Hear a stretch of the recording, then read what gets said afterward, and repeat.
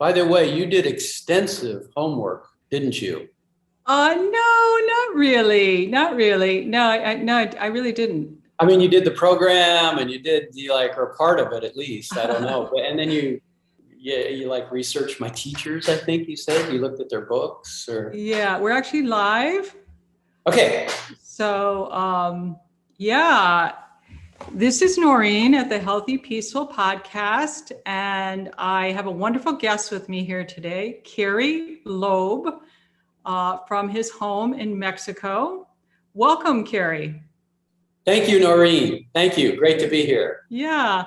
And I know sometimes I don't always know, but I think I know where we'll end with this interview is Kerry has jump-started a new business the beginning of this year. And the name of the business is Kerry Loeb Health Trainings. And he's going to describe a technique that he uses, a technique of self-massage, also known as Do-In, to really revitalize and re-energize your health and life. But before we jump there, Kerry, I'd like to just take a moment and have you, tell me a little bit about, I know you've been involved with natural health and healing for many decades. And I just would like you to tell me a little bit about your own journey, how you got here. Well, it has not been a linear path.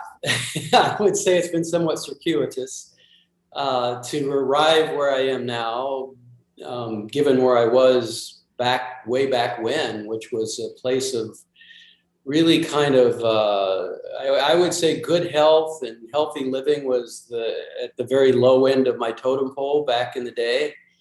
And, and I explored with a lot of different things. I was addicted to drugs. I was addicted to alcohol. I was a cigarette smoker. I had a terrible diet.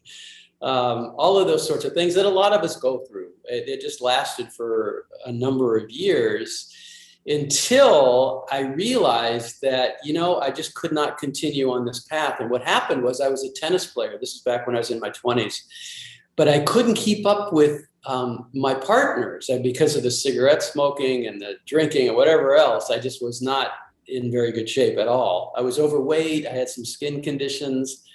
I did not have good energy. I had allergies, a lot of different allergies. So anyhow, I said, well, okay, either I'm going to just quit playing tennis and quit trying to, exercise and continue with my lifestyle habits, or I'm going to start giving things up and enjoy tennis and see where that leads me. And fortunately, I chose the latter. And so it was kind of a gradual thing, giving up the drugs and alcohol and cigarettes and coffee and bad diet and everything else. It was kind of a step-by-step process. I didn't have to go through any programs, fortunately. Things just sort of, when I changed my diet, it was really interesting. I lost cravings for things that I was addicted to. And so I did not have to have help with getting rid of them. I just didn't want alcohol anymore. I didn't want drugs anymore. I didn't want cigarettes anymore. Cigarettes was the hardest addiction I had to give up. That was really difficult, and that took some time. But anyhow, and then I got into exercise. I became a marathon runner. And then back in those days, I was fortunate to have met some teachers who really, really helped me along this path that I was already on, but they really helped me along the path. And then they helped me to teach other people how to become healthier. And the main teacher was a woman named Shizuko Yamamoto. She's an international recognized teacher, health educator. She's no longer with us, but she was a very well-known health educator. And I was fortunate to be able to apprentice with her for 7 years and her two main students. And those were Patrick McCarty and Edward Spencer for those 7 years. So it was a 7-year simultaneous apprenticeship, which took many different forms. And I learned a lot from all three of them. And then I opened up a health center in the San Francisco Bay Area where I would see clients privately for about 20 years. I would teach classes. I would have teachers like Shizuko and Patrick and Edward and other people come in from all over the United States and teach classes. So it was quite a vibrant little center. It was part of a macrobiotic center in the San Francisco area. And I was busy. I mean, I was teaching, I was booked up for clients 2 months in advance. I remember working hard and teaching. And one of the things I learned back then and that I taught, and I've been teaching for 25 years, and I've been doing it on myself for at least 35 years, is what you mentioned before, Noreen, which is the self-massage or do-in technique. And so that has really, really helped me in my health over the years. And I used to teach it to my clients individually. Every session I would say, okay, here's where the imbalance is. Here's what I'm picking up. Here's the diagnosis. And here's what you can do about it. Not just from a dietary perspective, but from a self-massage perspective. Like here's the acupoints that you can access. Here's how you can do that. And if you do this on a regular basis, it's really going to help with your condition. And so that's just kind of really helped me and helped others. And then, like you said earlier, I decided this last summer that after having 8 businesses in my life, I've been a serial entrepreneur. One of them was the health center that I had. Eastern medicine just kept tugging at me. And, I'd been retired in Mexico for 4 years at that point, had no need to work. But, there was something about it that I loved and I realized I loved teaching. And so I developed this online program about self-massage or do-in, and that released on January 1st. And that's been a lot of fun.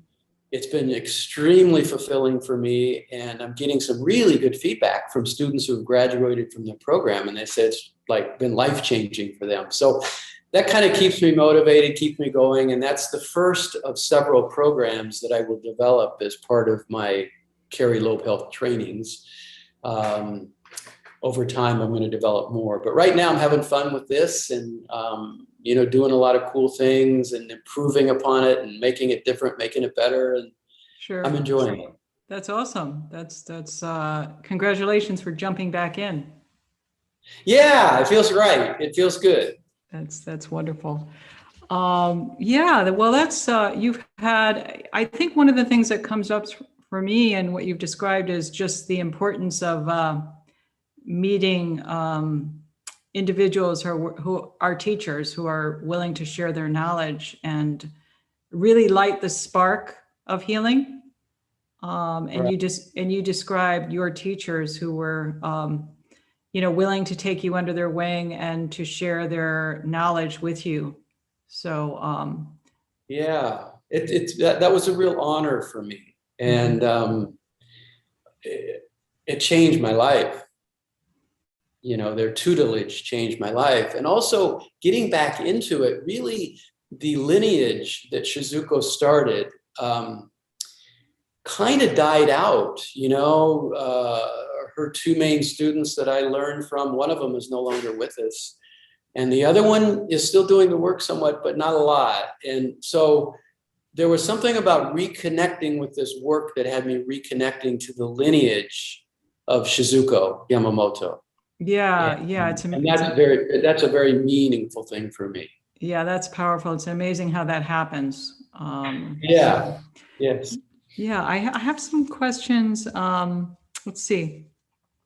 Now, you're currently in San Miguel de Allende? Is San Miguel de Allende, and that's in the Central Highlands of Mexico. Yes. Wonderful. Yeah. And how have you found that transition moving from the US to Mexico? Well, in a nutshell, it was extremely difficult the first 6 months. And part of that was because I was going through a divorce.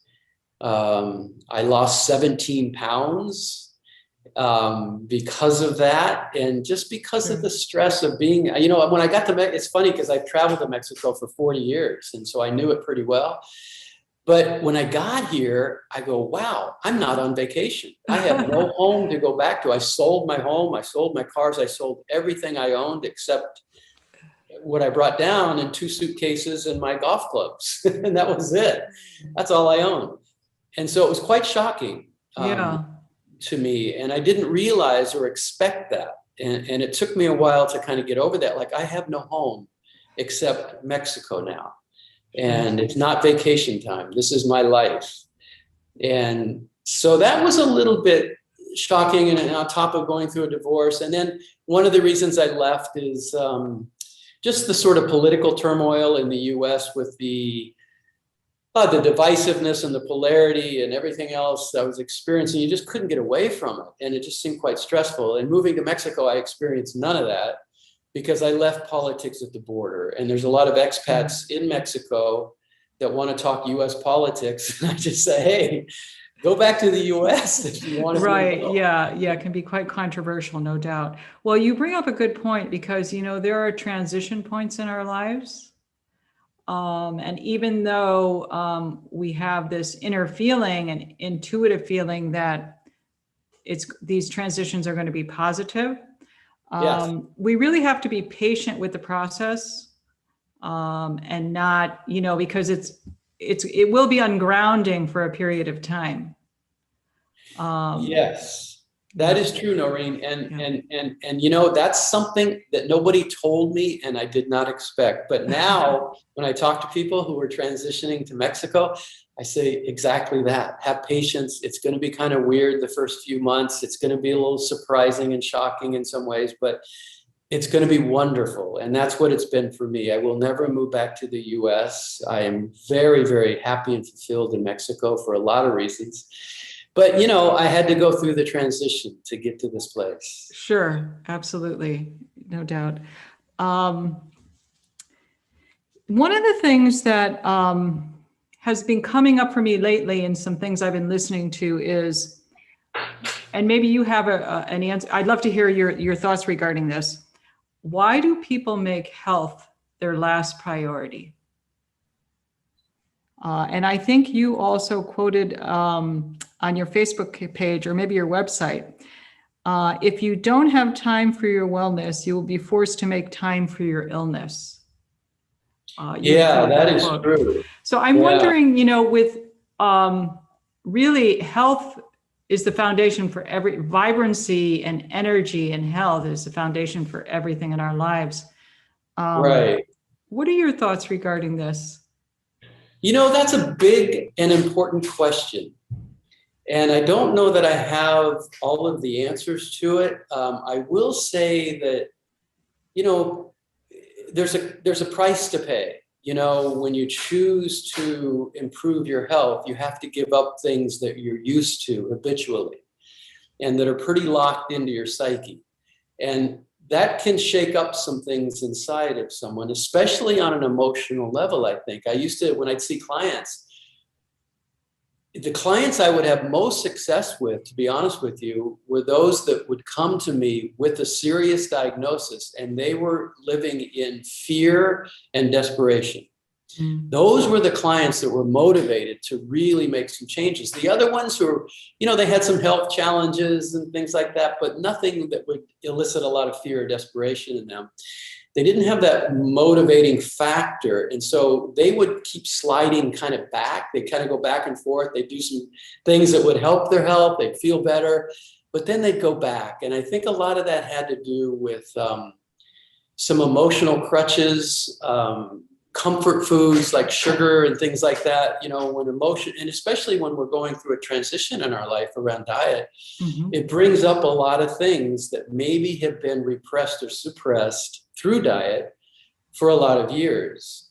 And so when people start to make those changes and they don't have those crutches anymore of whatever it is, comfort foods like sugar or whatever it might be, it can bring up some emotional things that can be a little challenging if they're not prepared for that. So a lot of people just slip back and they say, oh, what the heck, I'm just have some sugar. I'm fine. And so it's kind of a bit of a roller coaster for those people. For me, it was a little different. I was kind of fortunate. I was motivated because I started feeling better. I started feeling happier. I started feeling more energy. All of my health conditions started to fall away. And I said, this is great. I'm just going to keep going down this path. But for other people, it might be a little bit different. And I do think the emotional component plays a role in it. I do think that our habitual patterns we get locked into that gives us comfort.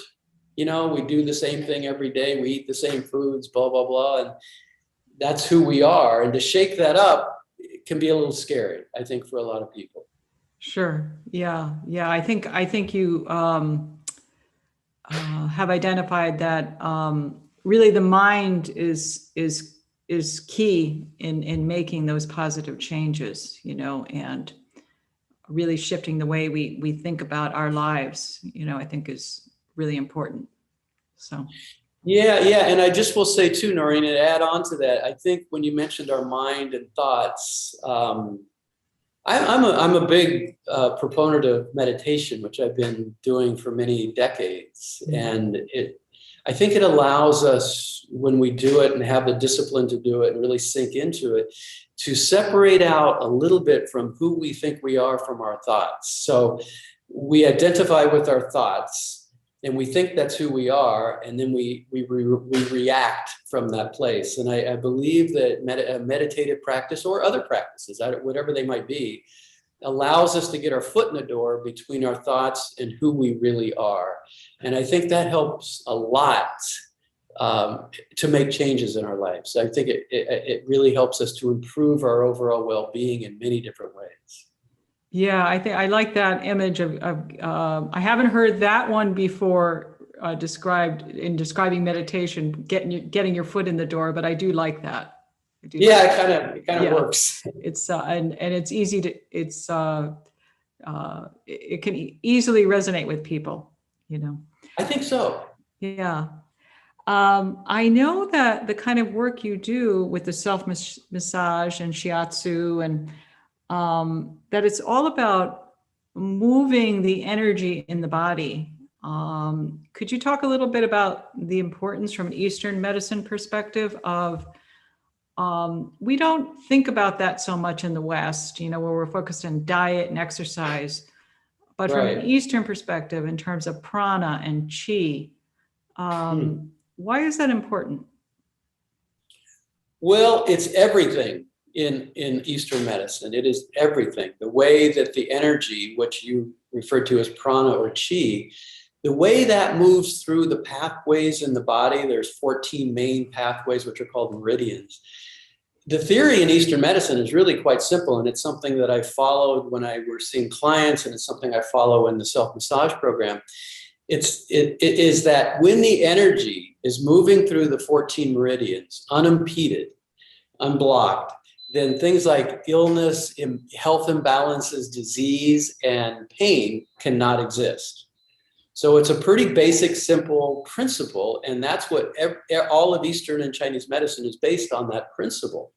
So the tricky thing is, how do we keep that energy moving through all the meridians on a consistent basis? And I believe the self-massage program, because it's helped me so dramatically to do that, to keep that energy moving through the meridians, and helped others as well. I believe it's a wonderful way to do that. You know, some people will go to acupuncturists and get needles for different things, but generally when people are going to acupuncturists, they're going for a symptomatic problem, not so much as a preventive thing, although some people do.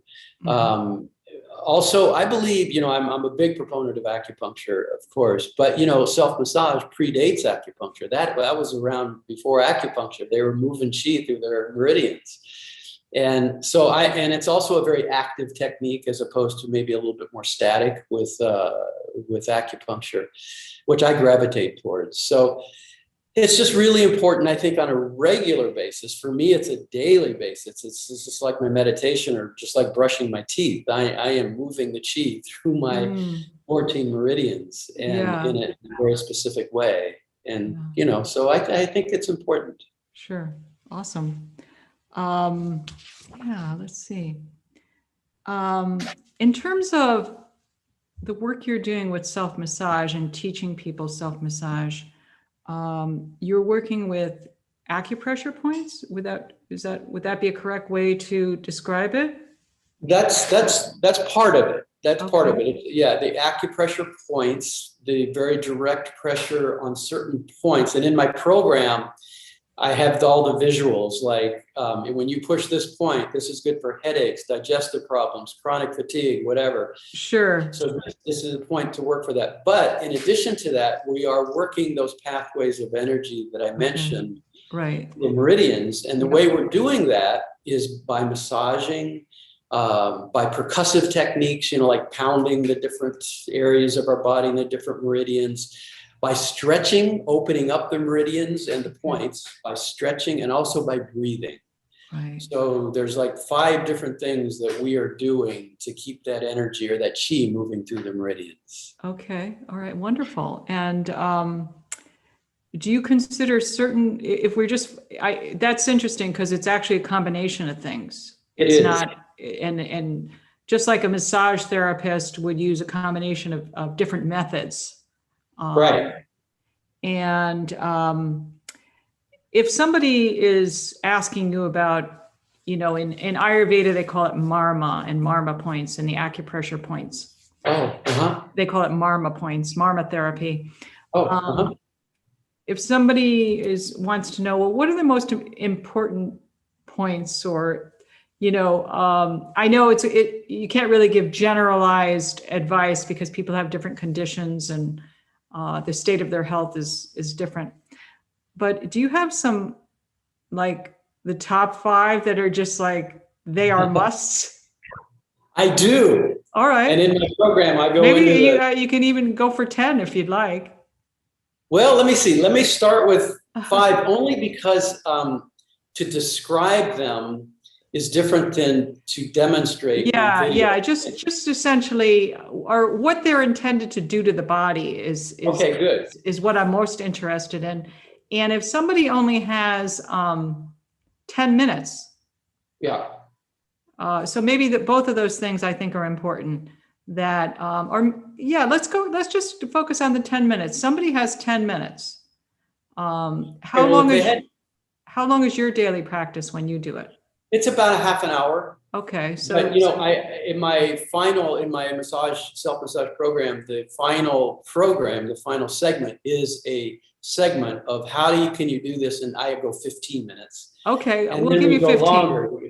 We go 20, but that involves a fair amount of movement, pounding, stretching, and specific points, not just pushing points. So it's a whole thing. But what I can do now is describe some of the most important points in the body. That'd be great. And what I can do. So just before I do that, let me say in Eastern medicine, in Chinese medicine, every season has an paired organ system that relates to it. So right now, we are in springtime in the Northern Hemisphere, which relates to liver gallbladder. So the liver gallbladder function is at its most vulnerable. And this is the most important time of year to really activate the liver gallbladder.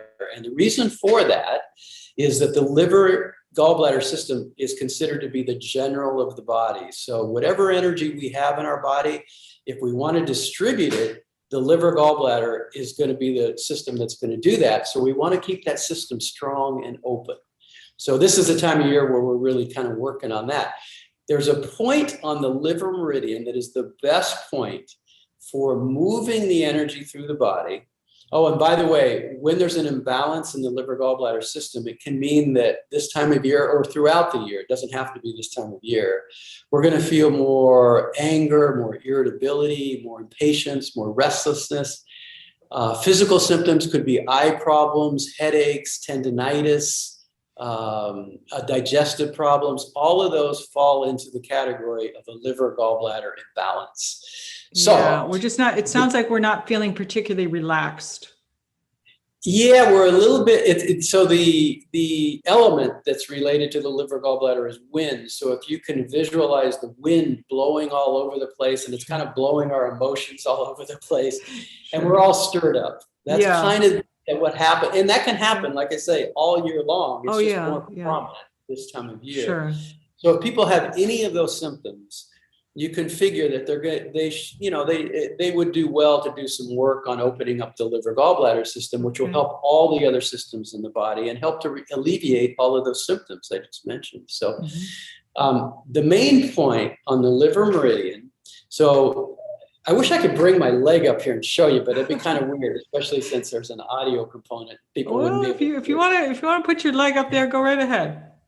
Well, That's fine. actually, let me wait until I get to some other points. All and right, then I'll that's fine. demonstrate Yeah, it easier. yeah, yeah. So in this system, then, it's called the source point on the liver meridian. It's liver 3 meridian, liver 3 point. I just sent this out on my new e-newsletter yesterday or today. So the point can be found, and by the way, the most important points in the body, according to Chinese medicine, are the points most distal or furthest away from the internal organ they relate to. So if people go to an acupuncturist, they're going to get needles in their feet, in their legs, in their arms, in their hands, all over, furthest away from the internal organ. So it's kind of there's an explanation for that I won't go into. On that, so distal meaning on the periphery of the body. Periphery of the body, furthest away, are the most important points. And liver 3 is one of these points. It's very far away from the liver, but it's the most important point for opening up the liver qi congestion. And that point is between the big toe and the first toe. If you follow that line up 2 or 3 inches, it's going to hit a V in the bone. And that is liver 3. So it's the big toe and the first toe. Follow that line up in the soft tissue until you hit the V in the bone. There's a V right there. And you just activate that point by pushing in. And in the program, I demonstrate, how to breathe into that point. Just hold it and breathe in. And then just massage it. And it doesn't have to be for a long time. You can do this for like 30 seconds. And you can do it. You don't have to sit down and say, okay, I'm going to work all the points in my body now. You can do it while you're watching TV. You can work it into other activities, essentially. You absolutely can and should, I think. And I do. And I mentioned in my program, I think I mentioned to you, Noreen, when I'm walking down the street in San Miguel in Mexico, I'm stretching the meridians, I'm pushing points. And the Mexicans just look at me like I'm nuts. And what's this guy doing? But you can do it while you're walking. You can do it all the time. So but not the liver 3 point. While you're walking, no, that's you got to be watching TV for that one. Cool. Right. So that's a great point. That's great. That's the liver. Yeah, and I like the fact that you are really encouraging a seasonal approach.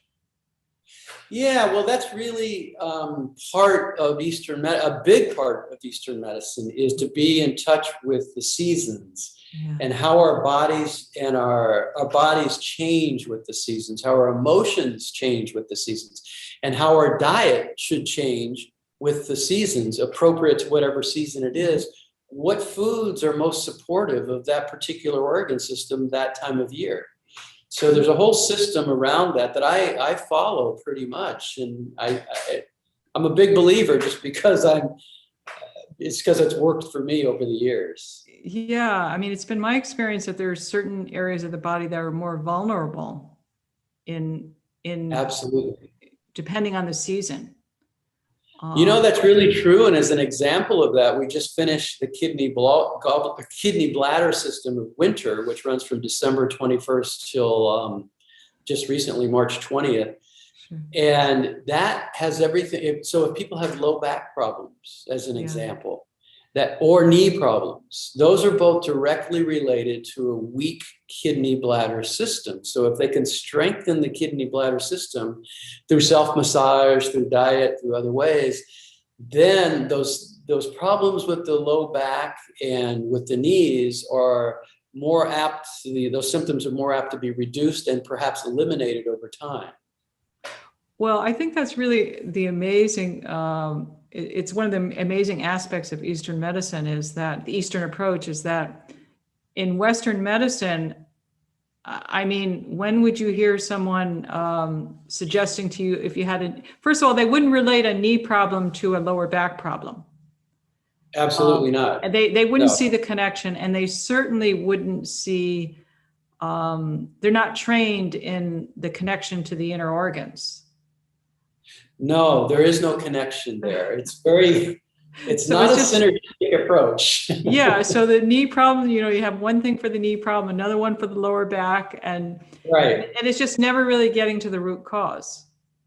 Well, that's the thing. It really, and I believe in Western medicine because it can help so many people in so many different ways. If I break a leg, I'd be really happy for Western medicine for sure. You know, Absolutely. Absolutely. and so I'm not demeaning it, but I'm just Yeah. saying it is a bit limited in Yeah. when you look at the causative factors of healing, Mm. because they deal more symptomatically. You know, if you have a problem, you take this drug and the problem will go away, but it really doesn't go away. It's just a Band-Aid where that problem is building and growing in the system.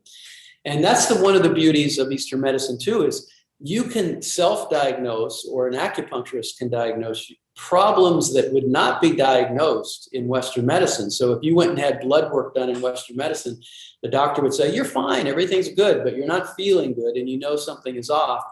Eastern medicine would say, oh, well, here's the imbalance. You know, you have this particular meridian and this particular organ system is out of whack, and here's what you can do about it, before you receive a diagnosis in Western medicine, which many times is going to be too late, or it's going to be a major problem at that point. Yeah, I think that's really, really, really important, because Ayurveda is the same in terms of the state of imbalance in the doshas, and Right. That you know, you really want to catch things in the early stages of imbalance before you start moving into the accumulation stage. Right. And you have an opportunity Yes. to do that with detecting early symptoms where they don't necessarily show up in a Western approach. So. Right, and they don't until it's down the road and that imbalance has become diagnosable, and from a Western perspective, but it's completely diagnosable from an Ayurvedic or a Chinese medical perspective. Yeah. Early on, very early on. Absolutely. So, yeah.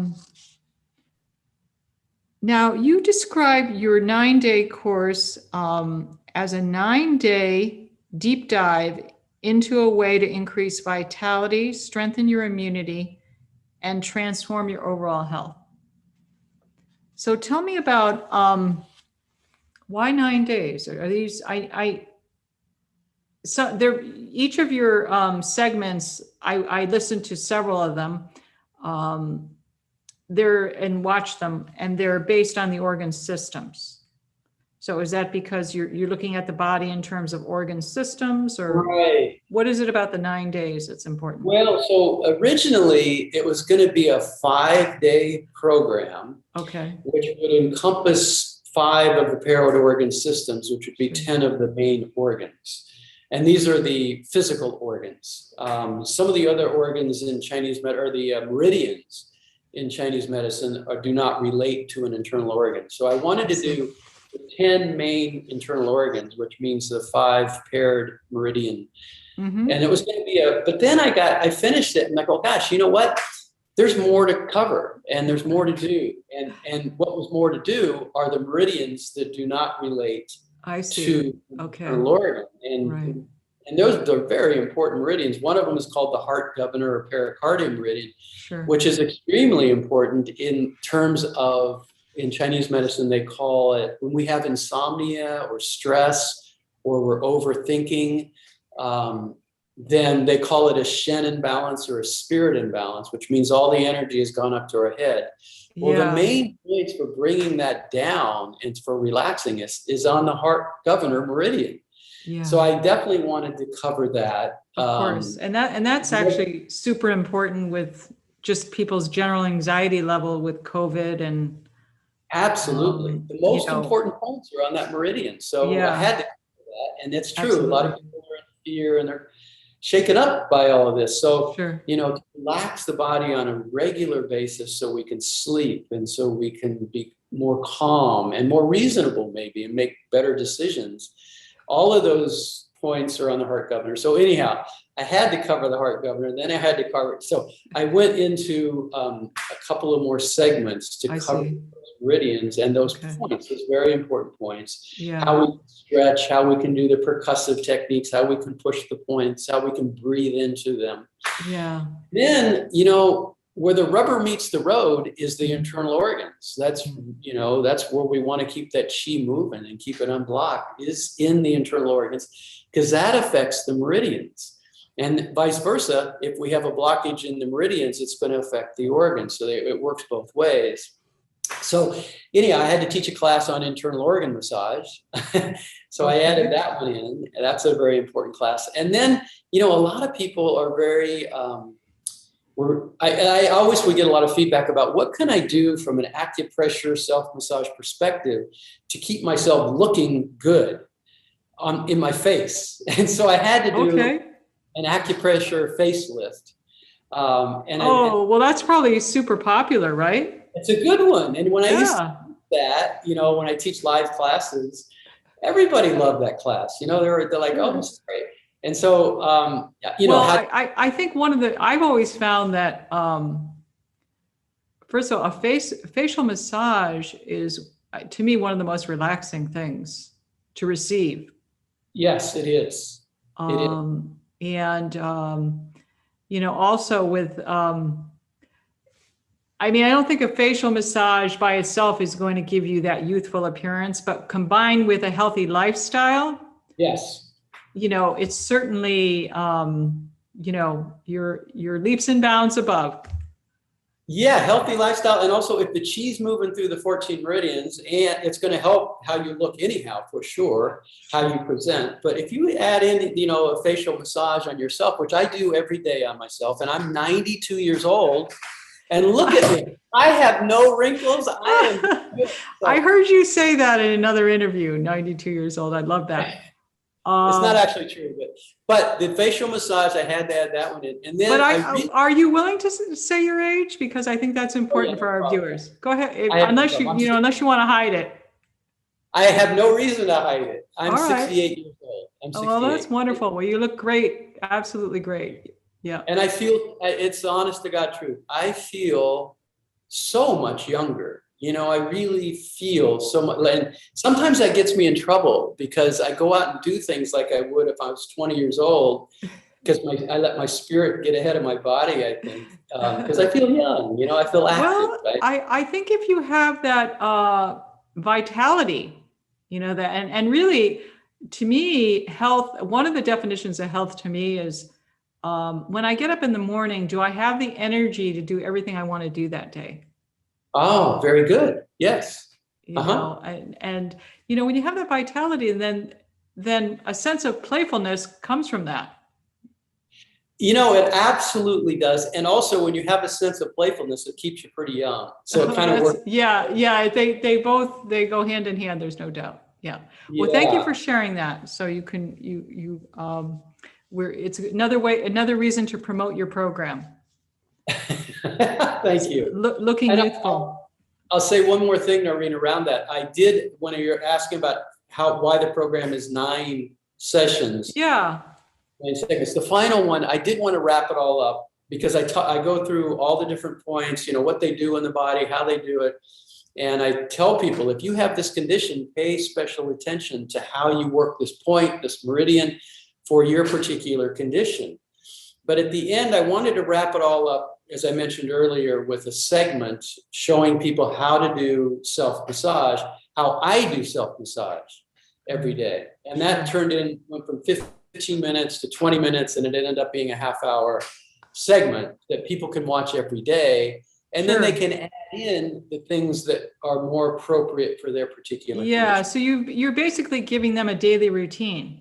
Yes, exactly. In that, which is really useful because, you've gone through the meridians and the organ systems and the seasonal approach, the facial massage, because that's fun and who doesn't feel good with that. But then, it's like your daily yoga practice, you have your daily routine and maybe you have a 10-minute one, you have a 15 and a half an hour, depending on what's going on that day. Exactly. Depending on what's going on that day is really important because every day can be a little bit different and every season is a little bit different. Yeah. So whatever we feel like we need that particular day or wherever we feel where there might be an imbalance during that time, we can address that by kind of adapting our routine to that. It doesn't have to be the same exact thing every day. Right. Awesome.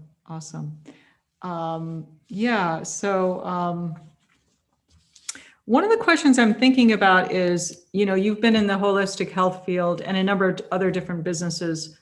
for many years. But how would you define a holistic health practitioner? Oh my gosh, that's a good question. How would I define a holistic health practitioner? Well, I would say anybody, off the top of my head, I would just say anybody that really looks at the body and health in a synergistic, holistic way, where things are connected, where emotions are not separate from physicality, maybe, or where our thoughts might play into our overall health and how that impacts our health. And as we were talking about earlier, Noreen, you mentioned, how Western medicine wouldn't connect a knee problem to a back problem. Everything's in the body is really tied in. And when you get to that understanding and that knowledge, and then you can share it with other people, it doesn't matter really where that comes from, whether that be Chinese medicine or Ayurvedics or whatever, where everything is kind of tied in and everything works together and it's not separate. It's not separate segments. That to me is a holistic way of looking at health. And anybody that practices that's a holistic health practitioner. Anybody that teaches that from whatever perspective is a holistic health practitioner. Okay, cool. So really the opposite of taking a compartmentalized approach. I would say so, yeah. There's a whole world out there of, and to be honest with you, even for me to this day, after 35 or 40 years, health is still a mystery to me, how our bodies work in various ways. It's a vast and wonderful mystery. And I certainly don't have all the answers. I haven't put all the pieces of the puzzle together. I don't know that anybody has, but yeah. I think to look at it that way, as opposed to, okay, well, you have this problem and here's what we're going to do, and then you're going to be fine, and then you're going to be healthy. I just think it's a much bigger picture than that. Absolutely. Absolutely. Yeah. Thanks for sharing that. Let's see. Now, before Mexico, I know that you were working in the Bay Area or practicing holistic healing in the Bay Area, you said, for about 20 years? Yeah, for about 20 years I was, but then I took like a 20-year break from it until I developed this program. However, I continued to practice it on myself. I would continue to do sessions on friends and family. Yeah, but you weren't doing it professionally. Except I would teach every year, and I taught there for 25 years. And I think I ended teaching there 5 or 10 years ago. And this was a wonderful international macrobiotic camp in the Sierra Mountains of California, where there's 125, 150 people. And I would teach there every year, and I just loved it. And it was a week-long camp, and there was no structures. There was nothing there except a beautiful river and outhouses, and that was it. So we cooked over open fires there. It was just an amazing experience. And I would teach there for those 25 years until 5 or 10 years ago, I stopped teaching up there. So I would say the end of my actual professional practice, I guess you could say, was about 20 years ago. Okay. All right. Wow. What was special for you in your healing journey in terms of teaching healing in those years that you spent in the Bay Area, actually engaged in the healing arts? Any particular highlights that come up for you? I know you mentioned was it Summer Meadows, was it called? Or what was the name of the French Meadows. French Meadows, thank you. Yeah. French Meadows was a definite highlight because you know what? I remember some years back in the early days, I would teach at 6 or 6:30 in the morning. I would teach self-massage or do-in. Yeah. And it was freezing cold. Sometimes there was ice, on the benches and stuff. Right. Oh, but people would show up, and I actually developed a walking self-massage program where we would walk through the forest and do self-massage while we're walking, just because we were so cold. That's really beautiful. Well, that combines forest bathing, which is popular. What was called what? Forest bathing. Oh, okay. I hadn't heard that expression. Very good. Yeah, forest bathing and with self-massage. So that's you're wonderful. That is wonderful. That is really cool. And I remember doing that. And then I would teach Shiatsu, Okay. like an hour and a half class. Shiatsu is just an application of the movement of the 14, the energy through the 14 meridians, but doing it on each other, not doing it. Right. There's a giver and receiver. You receive, exactly, yes. And that will be a segment in my program at some point. Okay. For people just to do on each other, in addition to self-massage. And then I remember I would see in a week's time, I would see 16, 18 clients privately up there. Yeah. In addition to the 2 classes I would teach every day. I mean, oh my gosh, by the end of the week, I was pretty, and then in between, of course, during breakfast, lunch, and dinner, people would always come up to me and ask me questions. Right. It was honored to answer, but by the end of that week, I needed a vacation. Yeah. Well, it's not necessarily a vacation when you're teaching and consulting with patients and clients. Yeah. But I always felt I did feel a little bit zapped, but I also felt extremely gratified and extremely, in some ways, very refreshed, just because you swim in the river every day and it's pristine and it's just out in the middle of nowhere, and it's just a wonderful nature experience and an experience where you connect with like-minded people every day. Yeah, I think that's really, you need that, regardless of what we're doing, we need to be inspired. So connecting with people who are interested and really care about the sort of work you do, I think really is very energizing. Yeah, and for me, I would learn a lot from other people too. I would learn sure. Just their own experience, wisdom, and knowledge about whatever it was, because it was just a like-mindedness where there wasn't a lot of distance to cover between our thoughts and our feelings and our what we believed in. So it was a very wonderful experience in that regard. Absolutely, yeah. Let's see. There were some interesting things. I was reading Shizuko. Is that how you pronounce her name? Shizuko? Yamamoto, yeah. Yamamoto.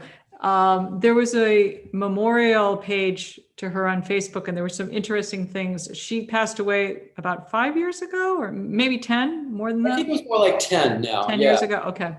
Yeah. And there was a couple of memorial things, and I think that some of the things in there might be good to just touch upon in terms of how they relate to your own work. And good. Yeah.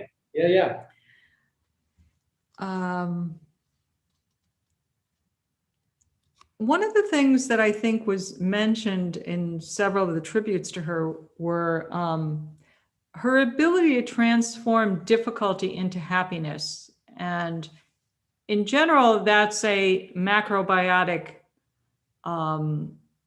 it's sort of we hear that a lot in macrobiotics, that, through this difficulty, we can transform it into happiness. How has that entered into your own work, your own life, what you're doing now?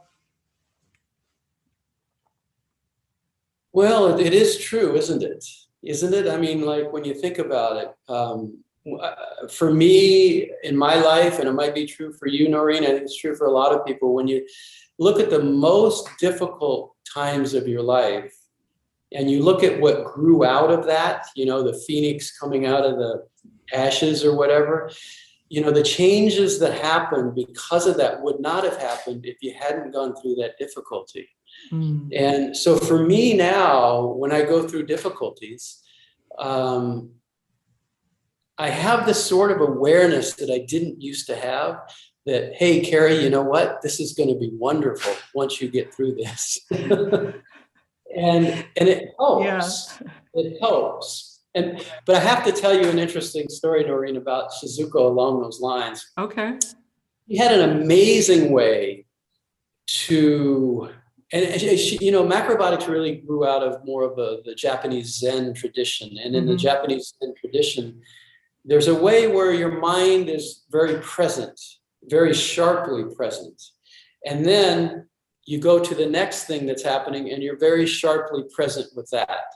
And you're not thinking about what you were sharply present with a few seconds ago. You're kind of like that.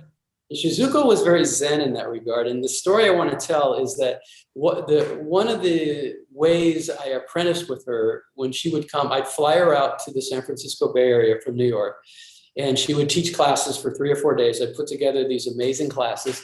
And then I put together a whole day of her seeing clients in my office. Sure. And almost all of the clients were cancer people. She was kind of known for her work. There was a book that someone wrote that recovered from cancer and attributed to the Shizuko's counseling. Okay. So that became very well known. She became very well known for that. So she saw almost exclusively cancer people. So in my office, she would see, I don't know, 8 people a day or something. And the families would be in the office as well. These people, it was life or death.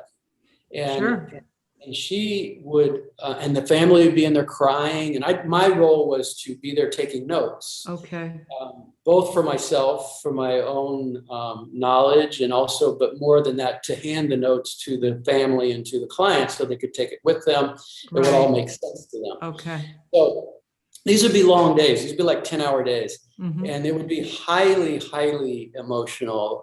Like I say, people were crying and they'd say, Shizuko, how much longer is my mother going to live? And things like that, you know. So it was a tough, challenging thing. And I was not used to that at the time. So at the end of the day, we're done. And I am totally zapped. I am totally exhausted. And Shizuko, we walk outside my office, and Shizuko was always a rebel. So she'd light a cigarette. I mean, well, I've seen photos of her, and she seems like quite a presence.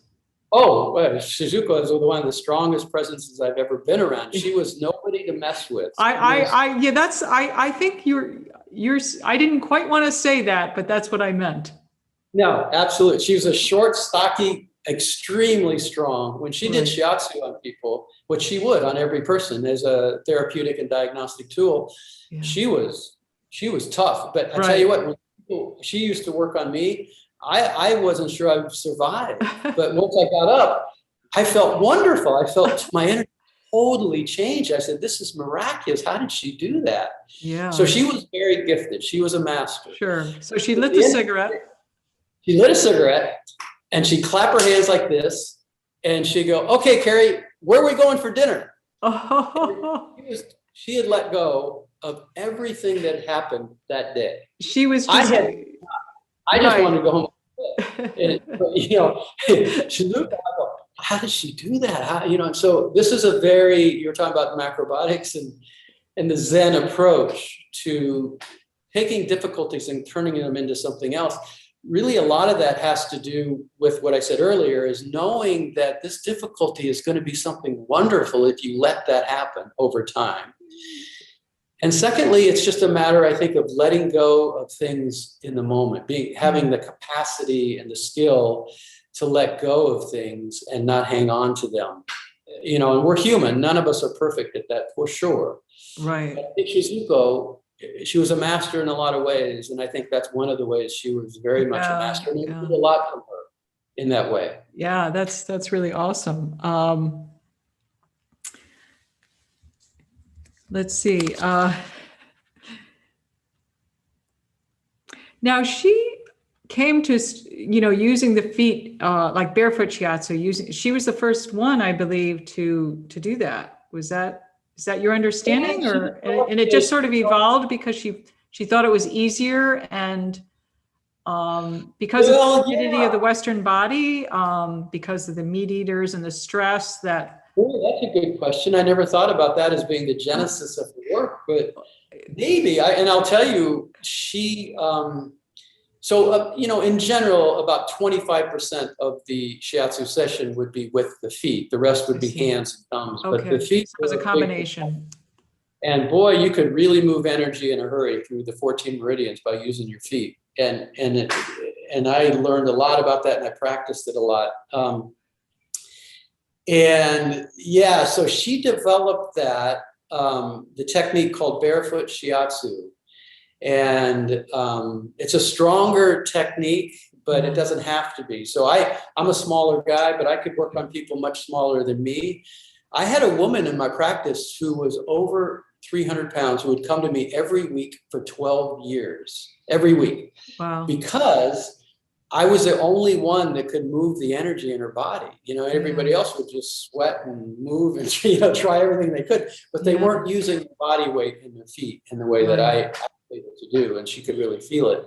So it really lent itself to being a very powerful technique for moving the energy in the body, whether the person is smaller or much, much larger. So it's a very versatile way to move the energy. And Shizuko, like I said, she was a master. It involves a lot of stretching, stepping on people. And I used to joke around and say, wow, I get to walk all over people and they're going to pay me for it. Yeah, that's great. That's really great. Yeah, that's cool. I would have loved to have seen that. There's no doubt. Let's see.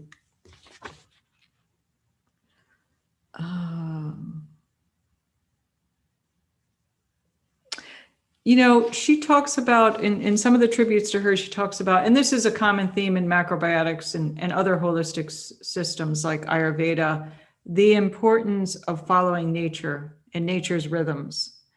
And that when we are out of sync with nature, we're opening up the possibility of disease or ill at ease, as they say. What is that phrase, the importance of following nature? What does that mean for you?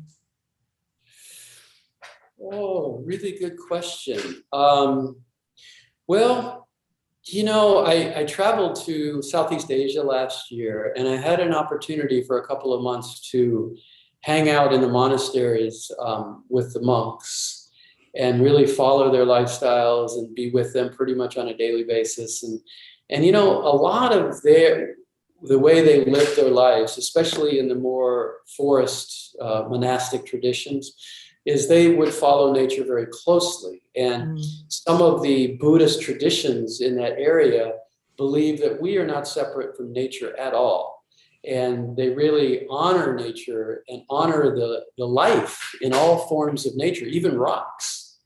They view them as being alive, and they view trees as being very alive. And it really shifted something in me. I really learned some stuff from that. And I really started paying attention more to nature. And in Chinese medicine, and probably in Ayurvedics, they talk about it as well, that, we are really not separate from nature. We think we are because we have a mind. And so, and we have an ego, which allows for us to separate from things that really are part of us. And I think the more we pay attention to the rhythms of nature, the more in touch we are with certain parts of ourselves, and we can align with things within us and appreciate the more moment-to-moment things that we experience in life, like the wind blowing on our face. We really get to feel that, right? We get the leaves shimmering in the wind. We get to appreciate that, even if we live in a big city. That still happens. The rain, the snow, all of those elements that if we slow down enough and we really honor nature within us, then we get to experience all of nature. So that sunk in much. I always knew that, but it was kind of knowing it in my mind more than anything else. But hanging out in the Buddhist tradition in Southeast Asia, it really showed me that that's just a tremendously important component in their lives. And it's become more so for me since then. Yeah, that's really beautiful. Yeah. I've spent some time in Zen monasteries, not in Asia, but in California. And one thing that Tassajara, and one thing that always impressed me was, the rock formations. They would create, and just the way that they, a particular rock would be a piece of art. And so it's just, it's really, it can be, there's real beauty in the simplicity. There's no doubt. So. Yeah, if we can slow down enough to appreciate it, that's the key, right? Yeah, exactly. Let's see. One of the things she says about the importance of following nature, and this is relating to our health, that many times the solution to our health problems is pretty easy. It's pretty simple. The solution may be simple. Maybe the solution is moving the chi or changing our diet or whatever it might be. but she says it may be simple, but not easy. Yeah. Yeah, and I agree with that. And Shizuko was a woman of few words, powerful words, and you would pay attention. But you wouldn't really explain things very much, partially because after 25 years of being in the US, she didn't really speak great English anyhow. I see. So that might have been part of the reason, but I think it was more of a Zen thing too. She would just say very profound things and with no explanation. It was up to you to figure it out. Okay. Yeah, like a Zen koan. Exactly. And so she, it's, and I agree, it is simple, change your diet and you'll be happier. That's a pretty simple thing to say, right? Sure. But doing it is, you're going to go through some real difficulties, and you just have to know that those difficulties are worth it, and you're going to change your life in some significant and wonderful ways. Yeah. But not always easy. Not always easy to do that. Right. Exactly. Let's see if there's anything else here.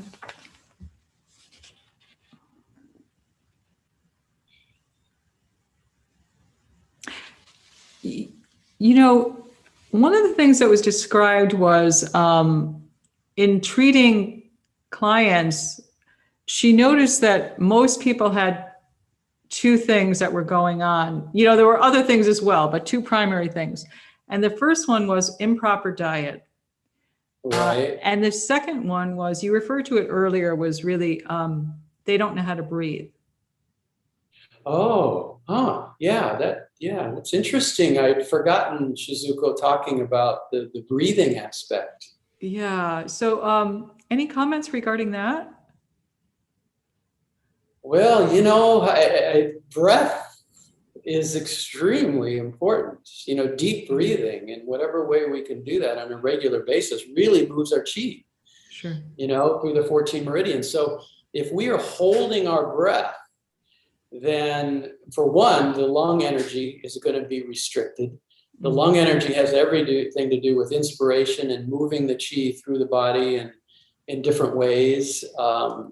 Very important organ system. And so, we have our lungs, the stronger our lungs can be through deep breathing, exercise, however we make our lungs very strong.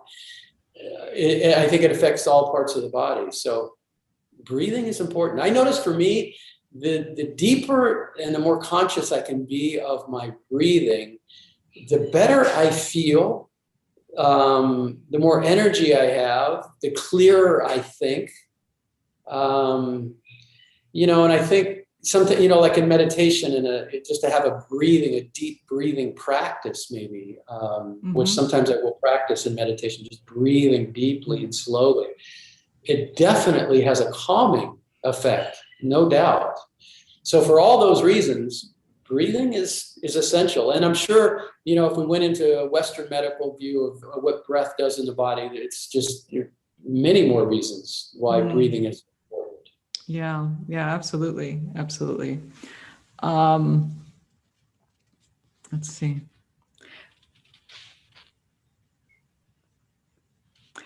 One of the things that was also there was a quote, quoting her: "The essence of Shiatsu is love, which is infinitely available." And I guess I can replace Shiatsu with any healing art. In essence of a healing art is love, which is infinitely available. Right.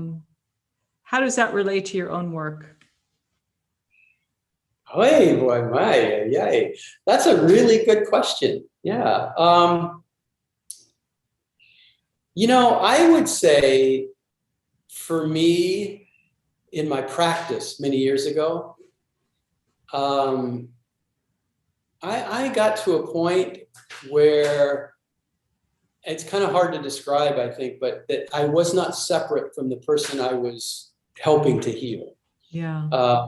And I guess that meant for me that there was a lot of compassion, there was a lot of empathy, and hopefully there was what Shizuko always had, which was the ability to not get caught up in the client's stuff and not take on their energy. So she was sort of a master at, you could feel her compassion, you could feel her love, and sometimes it was really tough love, Shizuko, but you always knew it was love. Right. And it would be very strict and very stern in some ways, and you could be really kind of taken aback by it. But you always felt that there was this love behind it. And that she was not getting wrapped around anybody else's stuff. She was just herself, grounded and centered. Yeah. And so I think in my own practice, I got to a place where I felt that very much so with clients, where I could really feel, how their ill health or how their imbalance was impacting their life and their family. What their life was really like. And, it really brought up in me even a deeper desire to be able to help them in some way. But also it allowed me to speak to them in a way that they could hear me, maybe.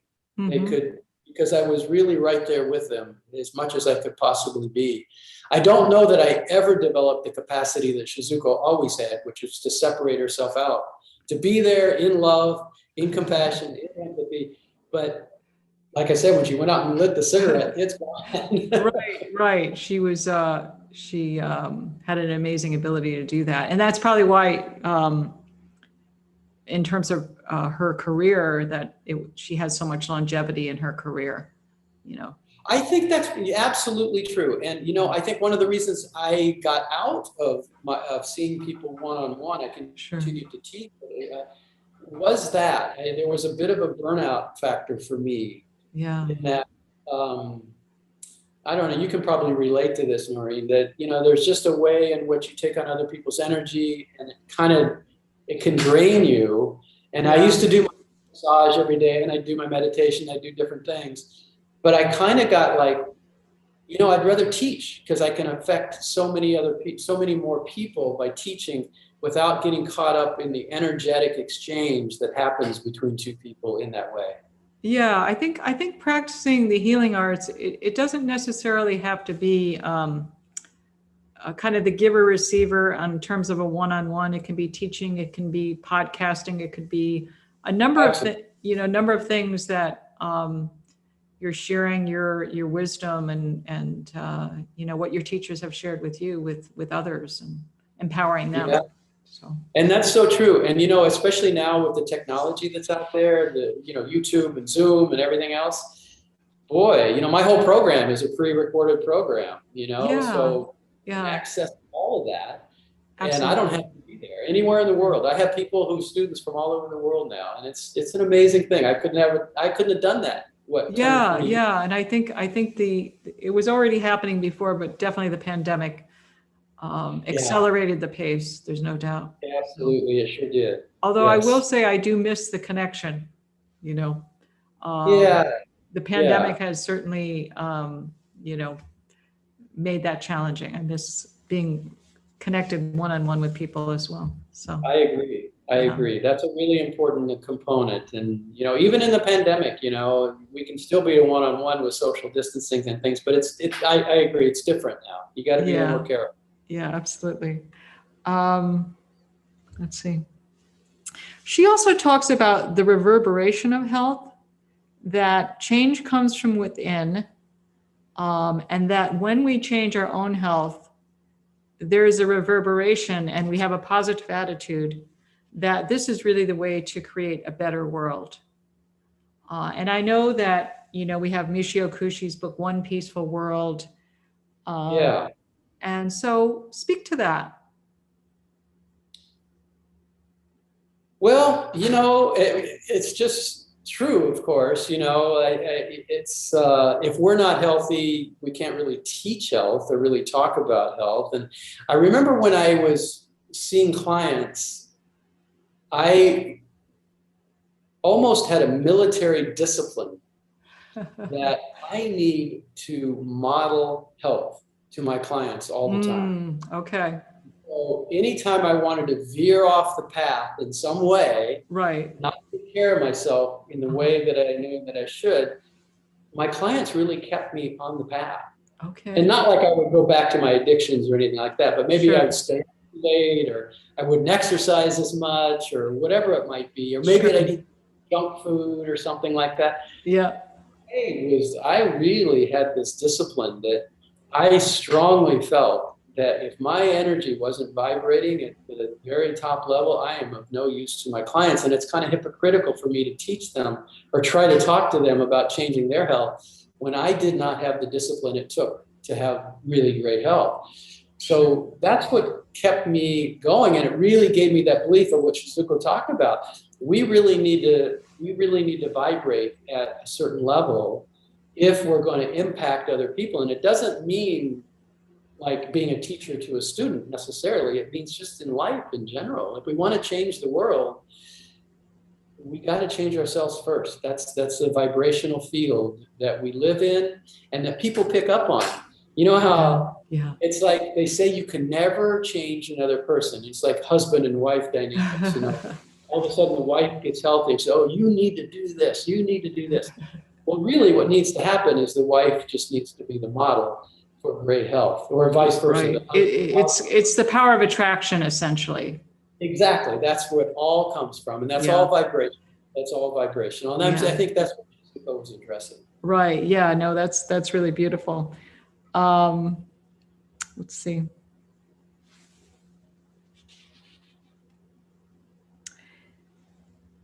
Now, if you were to just mention 3 things that you can do that someone can do with their health to kickstart that reverberation in creating that one peaceful world and being the change.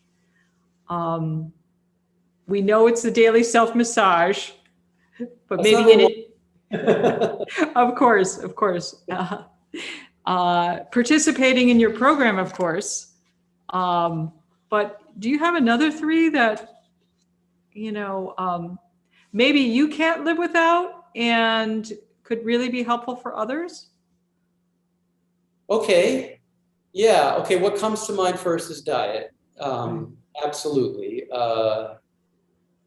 The nutrients we put in our bodies just affects all 27 trillion cells in our bodies, and that affects everything. It affects our internal organs. If we want to keep the energy moving through the meridians, diet is going to be an important factor for that. And so that comes up as number 1. Number 2, I would say, would be our thoughts, because the thoughts we think can become the emotions we feel. Yeah. And the emotions we feel can congest the flow of energy through the 14 meridians as much as anything else, as much as a bad diet. So, to keep those emotions really moving, and thoughts and emotions are so closely related. And so for me, you said what works for me is a meditation practice. I mean, I suppose there's other things. Some people could use prayer. Some people might find other ways to create a distance between themselves and what they define as themselves, which is their thoughts that go through their minds. So whatever discipline works for people, I think that's important daily thing. Sometimes people just read, they'll read inspirational things that'll keep them vibrating at a different level, maybe, and doesn't allow them to sink into the negative thoughts. They say there's 11 negative thoughts for every positive thought. So it can be a daily battle, right? Right. Yeah. We don't have to believe our thoughts. We don't have to believe it. And it's optional. Yeah, it's optional, but most people don't know that. I know. Do not know that. Okay. And to know it is different than practicing it. It takes a daily routine, I believe, or we fall back into that state. We just fall absolutely. I can fall back into that state unless I'm conscious, and it takes some discipline to be conscious. It takes some effort and some commitment. It definitely is a practice. It's exactly right. It's a practice, and I think it's a very important, essential practice. As much as that, I think so. And then the other one, well, you mentioned the self-massage. I do think that can be exercise. It can be whatever people gravitate towards. I always tell people, when you find an exercise program, find one that lights you up. that makes you feel like you really kind of want to do it most days. Not every day you're going to want to do it, but most days you kind of look forward to it. Because if you don't, it becomes a drudgery and you're going to quit. And so I used to tell my clients, don't set yourself up for failure.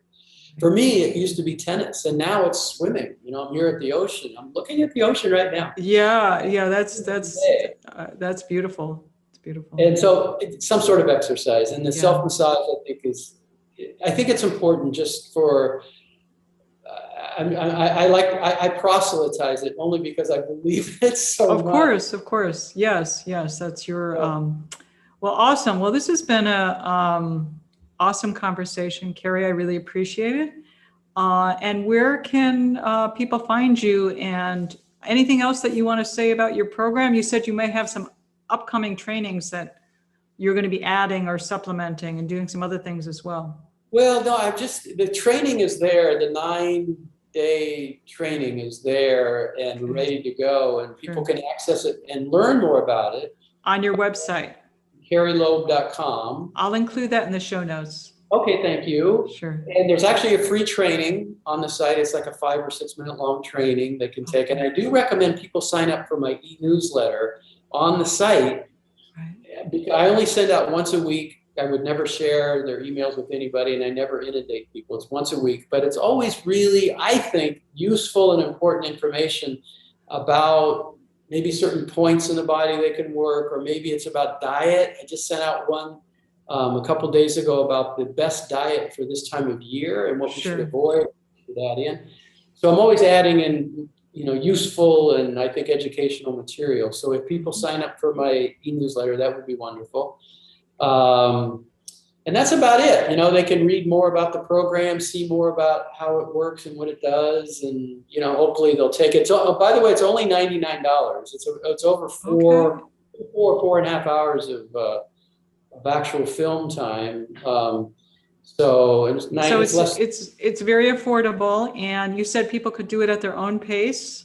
You don't have to do it 9 days in a row. You can do it over a period of time. And the good thing is you can always go back and rewatch any of the videos anytime, forever. That's so great. It's always there. It's all pre-recorded. It's all waiting for you. Oh, and the other thing I have, when people sign up for the program, I have a Facebook page that they can join. And it's only for people that are doing the self-massage. And it's a place for everybody to share their experience and ask questions of other people who are doing the self-massage program, and of me. I jump in there and say some things. Sure. The way we can all communicate as a community of people so really looking to achieve optimal health. That's wonderful. Well, awesome. Well, thank you so much, Kerry. I really appreciate you being here today at the Healthy Peaceful Podcast, and enjoy the beautiful ocean. I will. I'm heading out swimming right now. Thank you very much, Noreen. You're welcome.